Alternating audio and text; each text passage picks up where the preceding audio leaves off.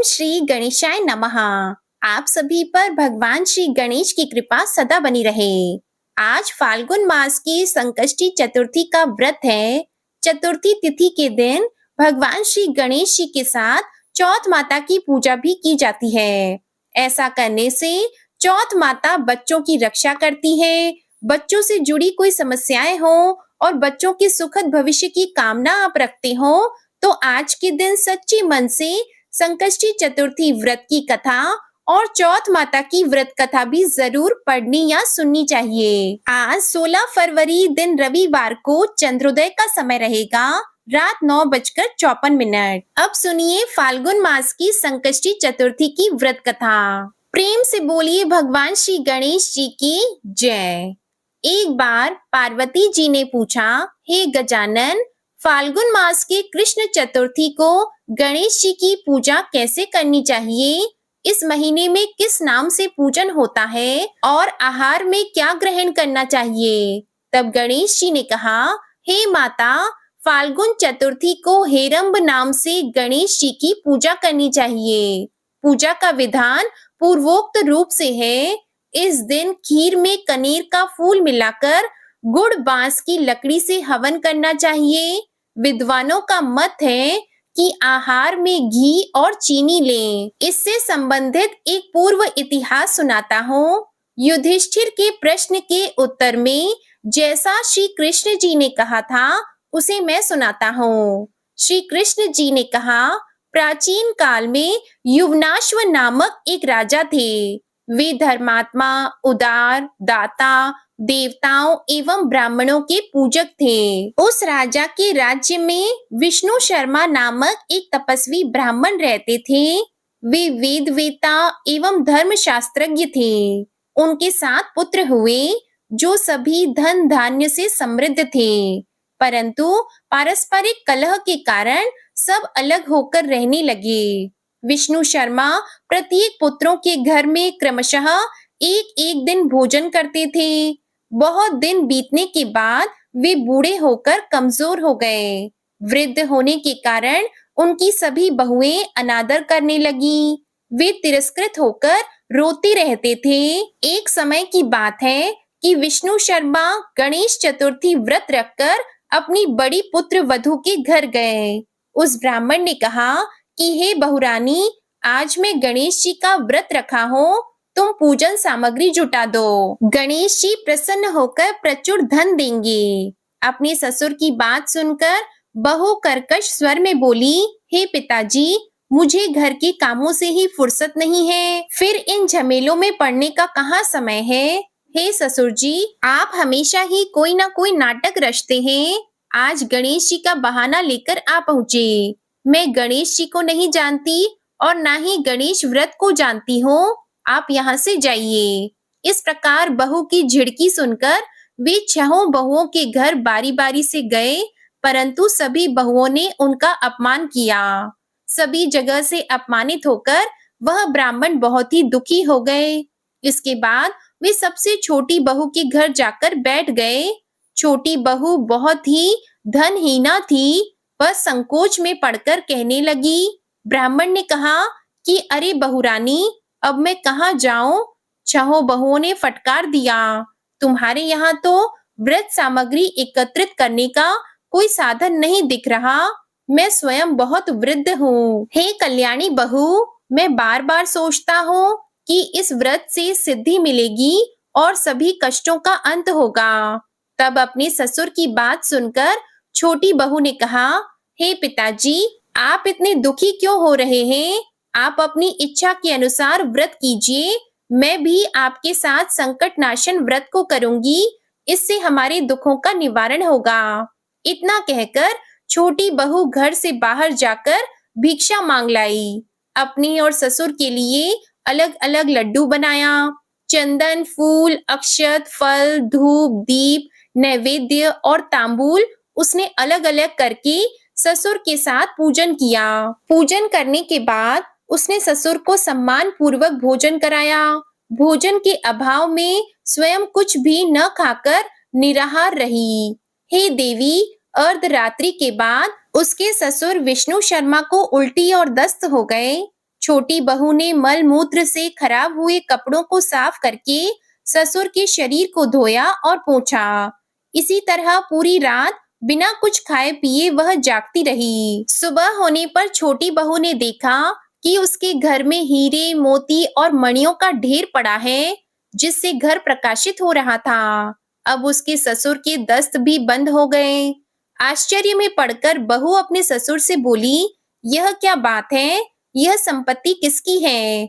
इतना मणि, मूंगा आदि मेरे घर में कहां से आए? हे पिताजी, क्या कोई हम लोगों को चोरी में फंसाने के उद्देश्य से तो घर में नहीं डाल गए? छोटी बहू की बात सुनकर ब्राह्मण कहने लगा, हे कल्याणी, ये सब तुम्हारी श्रद्धा का फल है। तुम्हारी भक्ति से गणेश जी तुम पर प्रसन्न हो गए। इस व्रत के प्रभाव से ही गणेश जी ने तुम्हें इतनी संपत्ति दी है। बहू कहने लगी, हे पिताजी, आप धन्य हैं। गणेश जी धन्य हैं। आपकी कृपा से ही गणेश जी प्रसन्न हुए हैं। मेरी दरिद्रता दूर हुई, घर में अतुल संपत्ति आई और आपकी कृपा से मैं भी धन्य हो गई। अब छोटी बहू के घर में अपार संपत्ति देखकर अन्य सभी बहुओं के क्रोध की सीमा नहीं रही। उन्होंने कहा कि बूढ़े ने अपने संपूर्ण संचित धन को दे डाला। बहुओं के पारस्परिक कलह को देखकर विष्णु शर्मा डरकर कहने लगा, इसमें मेरा कोई दोष नहीं, केवल इस व्रत के प्रभाव से गणेश जी ने प्रसन्न होकर छोटी बहू को दिया है। गणेश जी ने कुबेर जैसी संपत्ति प्रदान की है। हे बहुओं, मैंने पहले तुम्हारे घर जाकर व्रत अनुष्ठान का अनुरोध किया था, परंतु तुम लोगों ने मुझे अपमानित किया। छोटी बहू ने भिक्षा मांगकर पूजन सामग्री जुटाई। इसके करने से गणेश जी ने प्रसन्न होकर संपत्ति प्रदान की है। गणेश जी कहते हैं, हे गिरिराज कुमारी, उस ब्राह्मण के 6 पुत्र दरिद्री, रोगी और दुखी हो गए। केवल छोटा पुत्र ही इंद्र के समान भाग्यशाली बना। वे 6 आपस में होड़ करते हुए फाल्गुन कृष्ण गणेश चतुर्थी का व्रत करने लगे। इस व्रत के करने से वे सभी धनवान बन गए। इसी प्रकार दूसरे लोग भी जो इस व्रत को करेंगे, उनका घर भी धन धान्य से भरा पूरा रहेगा।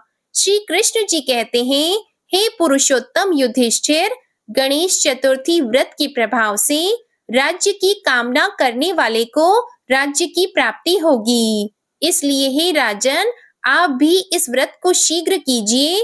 फलस्वरूप आप कष्टों से छूटकर राज्य का सुख उपभोग करेंगे। श्री कृष्ण जी के मुख से इस कथा को सुनकर युधिष्ठिर बहुत प्रसन्न हुए और व्रत करके गणेश जी की कृपा से अखंड राज्य के अधिकारी बन गए। इस प्रकार फाल्गुन कृष्ण पक्ष संकष्टी चतुर्थी व्रत कथा समाप्त होती है।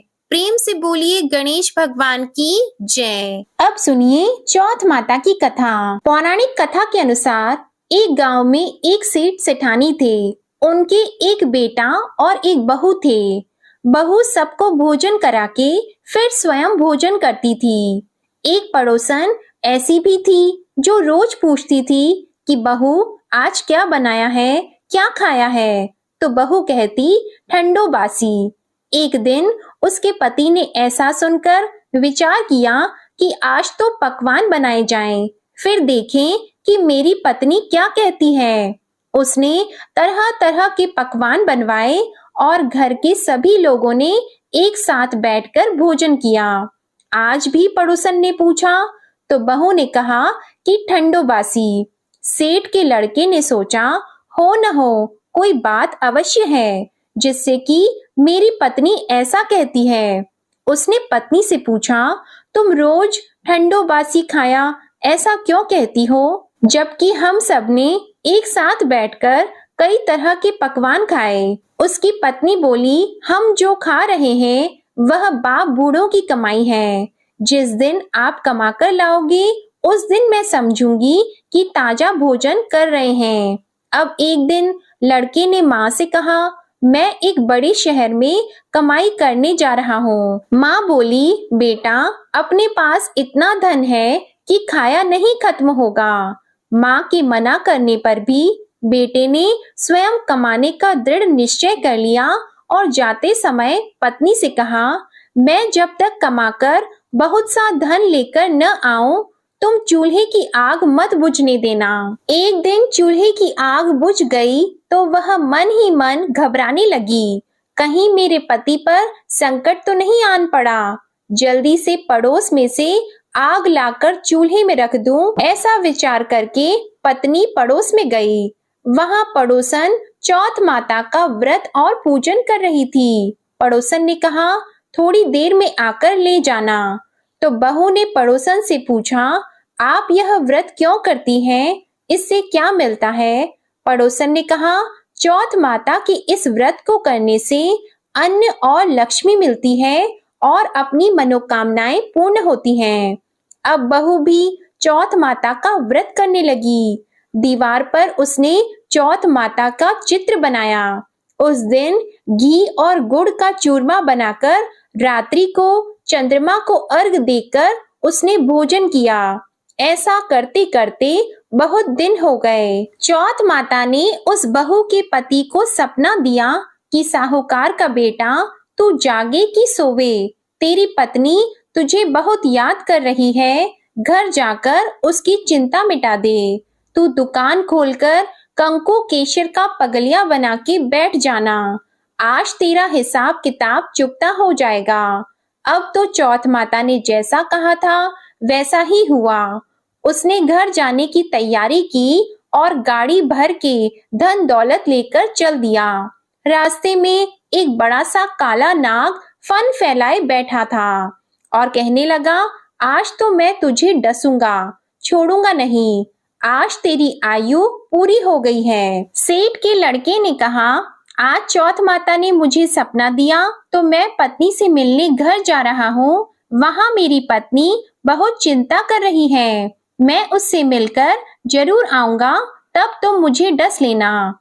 नाग ने कहा, तुम शपथ पूर्वक कहकर जाओ तो मैं तुम्हें जाने दूंगा, परंतु लौट कर नहीं आए तो तुम्हारे घर आकर मैं तुम्हें डस लूंगा। इस प्रकार सांप को वचन देकर वह घर पहुंचा। वहां सभी से हंसी खुशी से मिला और भोजन करने उदास होकर बैठ गया।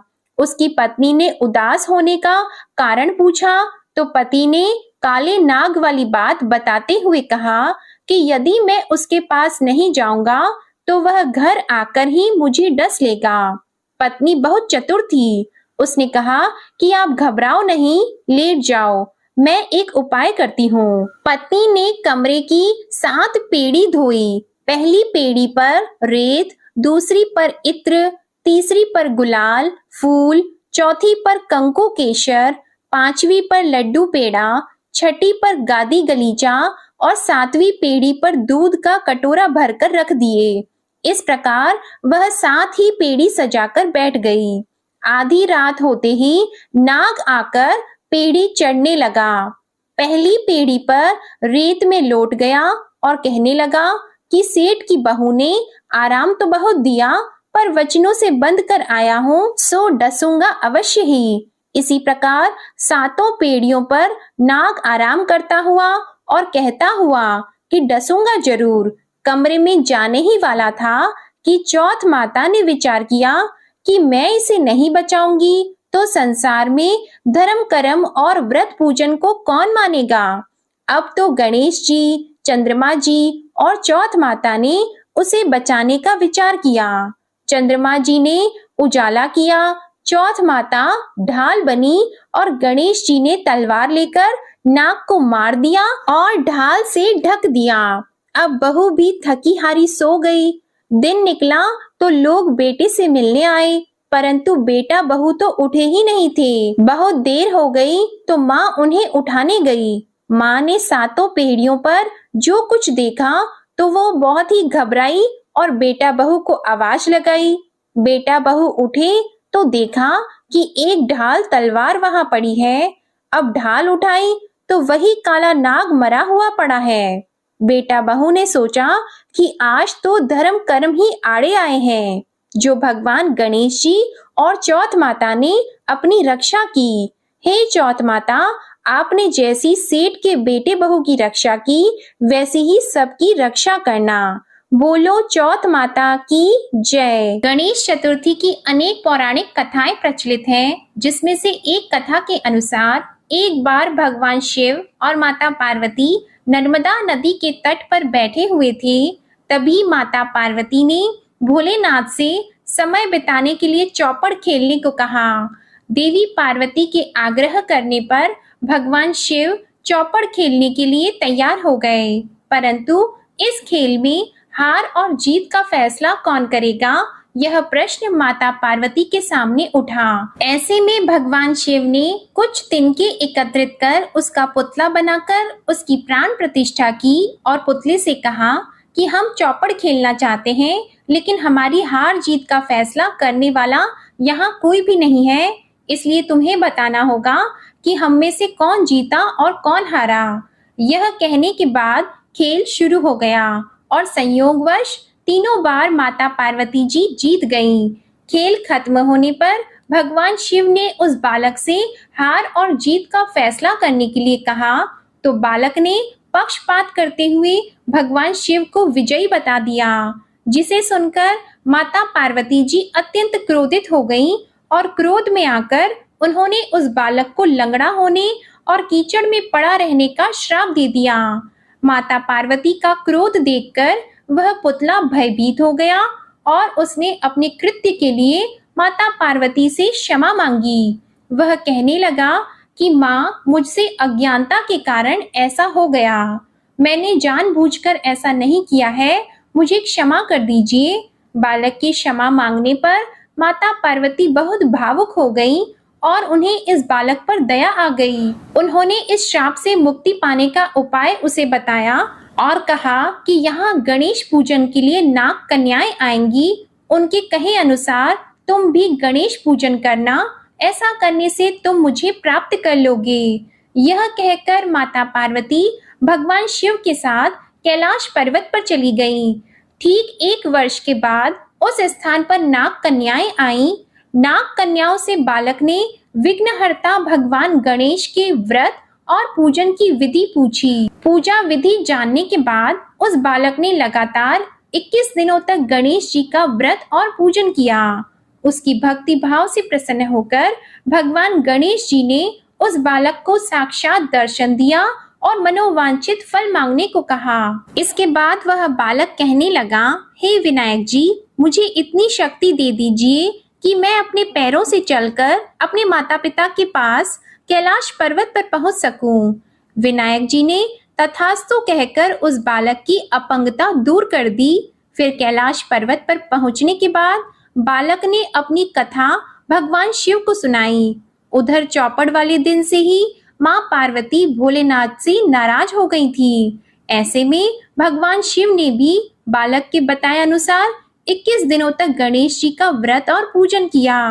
इस व्रत के प्रभाव से माता पार्वती के मन में जो भगवान शिव के प्रति नाराजगी थी, वह भी दूर हो गई।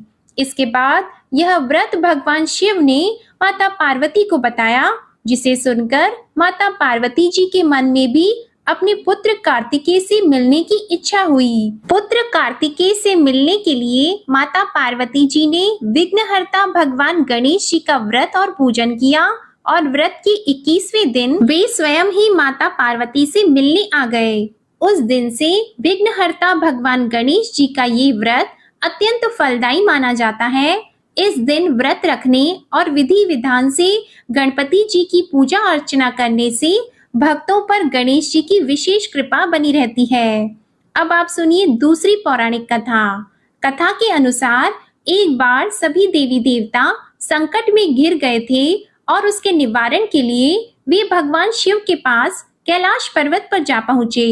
उस समय भगवान शिव और माता पार्वती अपने दोनों पुत्रों कार्तिकेय जी और गणेश जी के साथ बैठे हुए थे। देवताओं की समस्या सुनकर भगवान शिव ने अपने दोनों पुत्रों की तरफ देखा और उनसे पूछा कि आप दोनों में से देवताओं की इस समस्या का समाधान कौन कर सकता है। ये सुनते ही गणेश जी और कार्तिकेय जी दोनों ने एक ही स्वर में खुद को इसके योग्य बताया।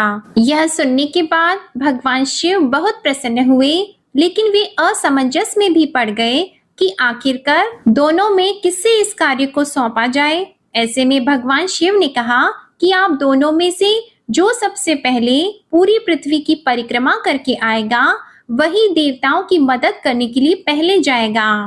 पिता की बात को सुनकर कार्तिकेय जी तो अपने वाहन मोर पर बैठकर पृथ्वी की परिक्रमा करने के लिए निकल गए, किंतु गणेश जी थोड़ा सोच में पड़ गए। एक तो उनका भारी भरकम शरीर, ऊपर से उनका वाहन भी मूषक था जो बहुत धीरे धीरे चलता था। अगर वो पृथ्वी की परिक्रमा लगाने के लिए जाए तो उन्हें बहुत समय लग जाता। फिर कुछ सोच विचार कर गणेश जी उठे और उन्होंने माता पार्वती जी और भगवान शिव जी की 7 बार परिक्रमा कर ली। परिक्रमा करने के बाद फिर माता और पिता के चरणों में बैठ गए। भगवान शिव यह देखकर बहुत प्रसन्न हुए। उन्होंने गणेश जी से परिक्रमा करने का कारण पूछा तो गणेश जी ने बड़े भोलेपन से भोले शंकर को उस सवाल का जवाब देते हुए कहा कि माता पिता के चरणों में ही तो समस्त लोक होता है। उनके इस जवाब को सुनकर भगवान शिव अत्यंत प्रसन्न हुए और फिर गणेश जी को देवताओं की मदद करने का आदेश दे दिया। ऐसा कहा जाता है कि जो भी गणेश चतुर्थी के दिन विधि विधान से गणपति जी की पूजा अर्चना करेगा, उसकी सभी मनोकामनाएं पूर्ण होंगी और सभी कष्ट दूर हो जाएंगे। मान्यता है कि उसी दिन से गणेश चतुर्थी का ये दिन मनाया जाने लगा। अब आप सुनिए श्री गणेश चालीसा पाठ। जय गणपति सद्गुण सदन, कविवर बदन कृपाल, विघ्न हरण मंगल करण, जय जय जय गिरिजालाल। जय जय जय गणपति गणराजू, मंगल भरण करण शुभ काजू। जय जगबदन सदन सुखदाता, विश्व विनायक बुद्धि विधाता। वक्रतुंड शुचि शुंड सुहावना, तिलक त्रिपुंड भाल मन भावन। राजत मणि मुक्तन उर्माला, स्वर्ण मुकुट शिर नयन विशाला। पुस्तक पाणि कुठार त्रिशूलम, मोदक भोग सुगंधित फूलम। सुंदर पीतांबर तन साजित, चरण पादुका मुनि मन राजित। धनि शिव सुवन षडानन भ्राता, गौरी लालन विश्व विख्याता। रेति सेति तव चवर सुधारी, मूषक वाहन सोहत द्वारी। कहो जन्म शुभ कथा तुम्हारी, अति शुचि पावन मंगलकारी। एक समय गिरिराज कुमारी, पुत्र हेतु तप कीन्हा भारी। भयो यज्ञ जब पूर्ण अनूपा, तब पहुँचियो तुम धरि द्विज रूपा। अतिथि जान के गौरी सुखारी, बहुविधि सेवा करी तुम्हारी। अति प्रसन्न हवे तुम वर दीन्हा, मातु पुत्र हित जो तप कीन्हा। मिलहि पुत्र तुहि बुद्धि विशाला, बिना गर्भ धारण यही काला। गणनायक गुण ज्ञान निधाना, पूजित प्रथम रूप भगवाना। अस कही अंतर ध्यान रूप होवे, पालना पर बालक स्वरूप होवे। बनि शिशु रोदन जब ही तुम ठाना, लखी मुख सुख नहीं गौरी समाना। सकल मगन सुख मंगल गावही, नाभते सुरन सुमन वर्षावही। शंभु उमा बहुदान लुटावही, सुर मुनि जत सुत देखन आवही। लखी अति आनंद मंगल साजा, देखन भी आए शनि राजा। निज अवगुण गुण शनि मन माही, बालक देखन चाहत नाही। गिरिजा कछु मन भेद बढ़ायो, उत्सव मोर न शनि तुहि भायो। कहत लगे शनि मन सकुचाई, का करि हो शिशु मोहि दिखाई। नहीं विश्वास उमा उर भयहु, शनि सो बालक देखन कहयौ।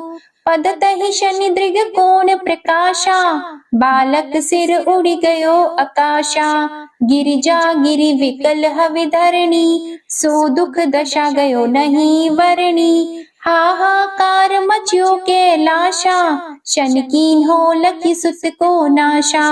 तुरत गरुड़ चढ़ी विष्णु सिधायो, काटी चक्र सो गज सिर लाई, बालक के धर ऊपर धारियो, प्राण मंत्र पढ़ि शंकर डारियो, नाम गणेश शंभु तब कीन्हे, प्रथम पूज बुद्धि निधि वर दीन्हे, बुद्धि परीक्षा जब शिव कीन्हा, पृथ्वी कर प्रदक्षिणा लीन्हा, चले षडानन भरमि भुलाई, रचि बैठ तुम बुद्धि उपाई, चरण मातु पितु के धर लीन्हे, तिनके साथ प्रदक्षिण कीन्हे, धनि गणेश कहि शिव ही हर्षि, नभते सुरन सुमन बहु बरसे, तुम्हारी महिमा बुद्धि बढ़ाई, शेष सहस मुख सके न गाई, मैं मतिहीन मलिन दुखहारी, करहु कौन विधि विनय तुम्हारी, भजत राम सुंदर प्रभु दासा, जग प्रयाग ककरा दुर्वासा, अब प्रभु दया दीना पर कीजे, अपनी शक्ति भक्ति कुछ दीजे, श्री गणेश यह चालीसा, पाठ करे कर ध्यान, नित नव मंगल ग्रह बसी, लहे जगत सम्मान, संबंध अपने सहस्त्र दश, ऋषि पंचमी दिनेश, पूर्ण चालीसा भयो, मंगल मूर्ति गणेश। श्री गणेश चालीसा समाप्त होती है। प्रेम से बोलिए भगवान श्री गणेश की जय। आशा करती हूँ आप सभी का संकष्टी चतुर्थी का व्रत सफल हो और भगवान गणपति जी की कृपा आप पर सदा बनी रहे। आपको आज की कथा, ये वीडियो और चालीसा पसंद आए तो वीडियो को लाइक करके चैनल को जरूर सब्सक्राइब करिएगा और कमेंट में भगवान गणपति जी की जय जरूर लिखिएगा। ओम श्री गणेशाय नमः।